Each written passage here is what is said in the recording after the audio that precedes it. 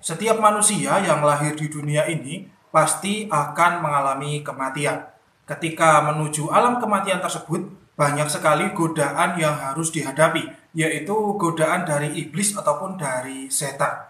Terutama ketika ruh akan dicabut dari jasad, selain malaikat pencabut nyawa, itu ternyata setan itu juga hadir untuk menjerumuskan ruh tersebut, pemirsa. Apa saja dan bagaimana godaan tersebut? Mari kita bahas.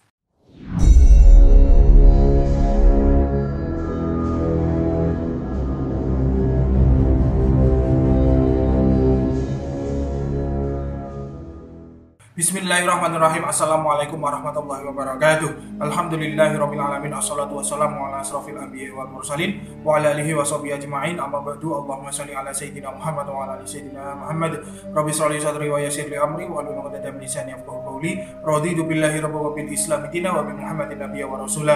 Rabbi zidni ilma warzuqni fahma. Amin. Selamat datang, selamat berjumpa kembali para pemirsa sekalian di channel Spiritual 21 Investigasi Supranatural Tanpa Batas. Kematian itu tidak bisa dihindarkan oleh semua makhluk yang bernyawa. Semua makhluk hidup itu pasti mati, mulai dari manusia, hewan, tumbuhan, jin, bahkan malaikat pun juga mati. Menurut sudut pandang ilmu hikmah, ketika seseorang mati, maka ruh orang tersebut tidak serta-merta keluar sendiri, pemirsa, melainkan dicabut oleh sosok malaikat. Malaikat tersebut sering kita kenal dengan malaikat Israel alaihissalam. Malaikat Israel itu adalah salah satu malaikat yang diberikan tugas oleh Allah Subhanahu wa Ta'ala, itu memang untuk mencabut ruh semua makhluk hidup yang ada di dunia ini.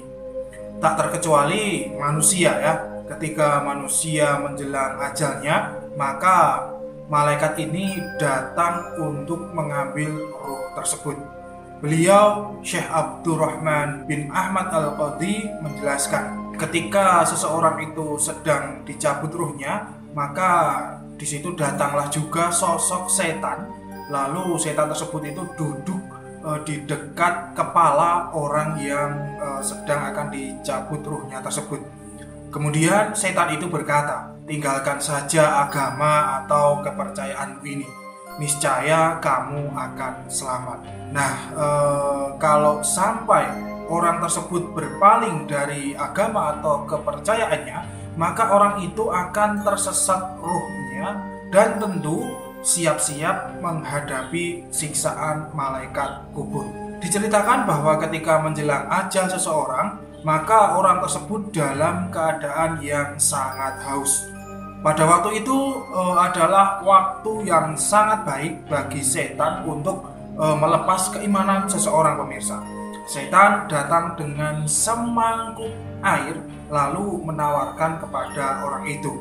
Namun ada syarat khusus yang harus dipenuhi oleh seseorang itu, yaitu bahwa harus mengakui bahwa tidak ada yang menciptakan alam semesta ini, alias Tuhan itu tidak ada. Ketika seseorang berikrar seperti itu, maka diberilah orang tersebut air dari setan itu, pemirsa. Namun hal ini tidak bagi orang yang beriman. Orang yang beriman dan beragama tidak akan mau melepas keimanannya itu hanya demi seteguk air dari setan tersebut, karena setan itu hanya akan menjerumuskan manusia sejak zaman Nabi Adam sampai nanti hari kiamat kelak. Pemirsa yang dirahmati Allah, biasanya kalau orang yang imannya tipis, maka segera ia menerima tawaran setan tersebut. Dengan begitu, maka ruh orang tersebut akan tersesat dan akan menerima siksaan kelak di alam kubur dari malaikat kubur. Beliau, Abu Hanifah, itu pernah mengatakan bahwa agar iman kita itu teguh dan tidak terlepas dari dalam diri sanubari kita, maka kita harus menghindari 3 hal ini.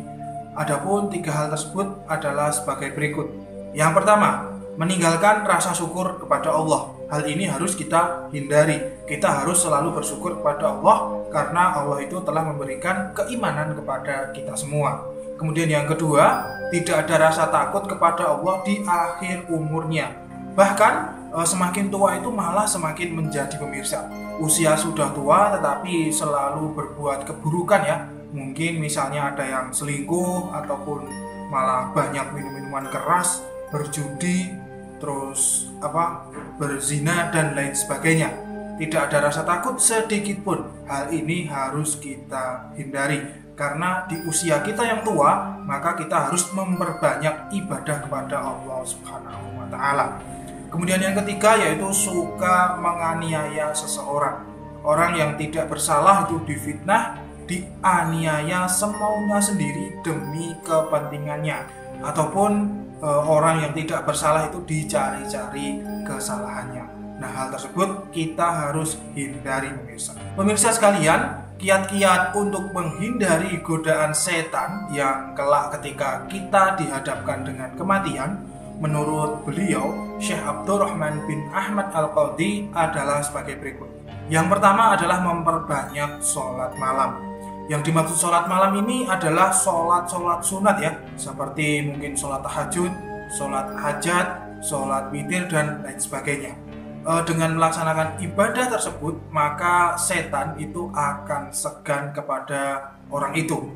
Takut menggoda orang tersebut karena orang tersebut itu terpancar energi ilahiyah yang besar dalam dirinya. Kemudian yang kedua, memperbanyak zikir kepada Allah.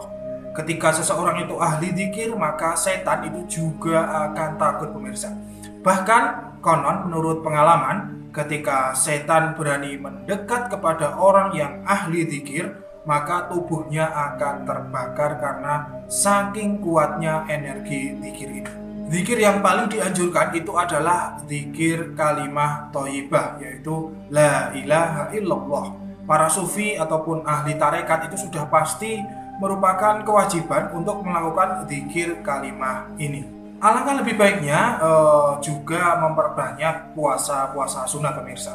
Dengan berpuasa kita akan terlatih menahan lapar dan haus, sehingga kondisi nafsu itu bisa menjadi lebih stabil dan lebih baik, sehingga ibadah kita itu akan semakin khusyuk insya Allah.